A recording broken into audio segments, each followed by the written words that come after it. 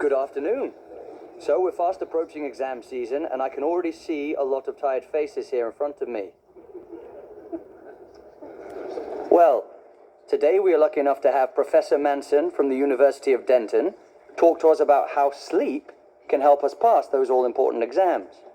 So without any further ado, I'd like you to give a big round of applause and stay wide awake for Professor Manson.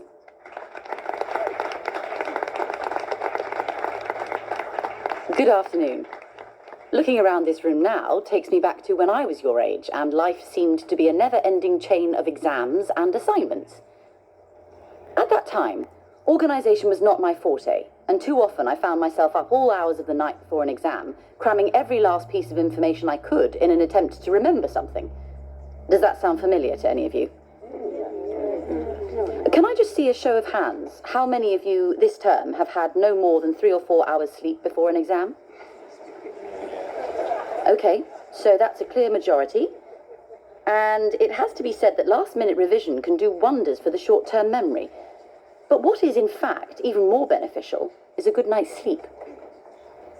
So, I'd like to explain to you now, especially you all-night crammers, the link between sleep and memory, and how a good night's kip can improve your exam results. Now, could everyone take a minute to work out, on average, how many hours sleep they get every night? Can I see a show of hands for more than 10 hours? Okay, none of you. How about between 8 and 10 hours? A handful of you, okay. So what about between 6 and 8 hours? Right, that's a popular option. And any of you fewer than 6 hours? Okay, so you're the guys we most need to worry about. According to the National Sleep Foundation in Washington, newborn babies need anything between 14 and 17 hours sleep, and this amount gradually decreases the older we get until as adults we need around 7 or 8 hours sleep, but you'll be interested to know that the 14 to 17 age group should be aiming for 8 to 10 hours sleep a night. So you can already see that most of us are not getting enough sleep, and this is something we need to think about. Sleep is essential. The human body simply can't survive without it. End of story. While we're asleep, the body checks that all our vital functions, such as growth, circulatory systems, and our immune system, are in good working order. And while we're snoring away, our brains are very active, restructuring information we've collected during the day and consolidating memories. So let me explain memory consolidation. Memory consolidation is what happens when information is moved from our short-term memory to our long-term memory with the help of a major part of the brain called the hippocampus. This is it, folks.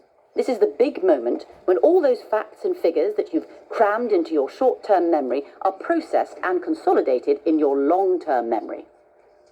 However, as you're probably aware, we don't always remember everything. One reason we remember certain things better than others relates to the environment or conditions we were in when we originally made the memories. What experts have discovered is the more emotions that are activated when we make a memory, the more likely we are to consolidate that memory. So, for example, the more interesting or fun you find a biology lesson, the more chance there is of you remembering information from it. Okay, teachers? And not only that, we actually need to review information again and again after certain periods of time to help the consolidation process, which is why well-planned exam revision timetables are far more effective in the long term than short-term cramming the night before. And one reason why it's important to get enough hours of sleep is that this process of consolidation happens during certain stages of sleep. So you're probably aware that there are different stages of sleep. The initial stages of sleep are a much lighter type of sleep, and it's not until we reach the later stages of deep sleep, what we call slow wave sleep, because the brain waves are much slower, that we consolidate our memories. These slow waves help move the information we have collected and stored in the hippocampus to our long-term memory. So what we have here is enough evidence to conclude that the best way to help you pass your exams is to learn the information in a fun, interesting way, review it regularly, and most importantly, get plenty of good quality sleep. And before you all drift off into a peaceful slumber, I'd like you to ask any questions you might have.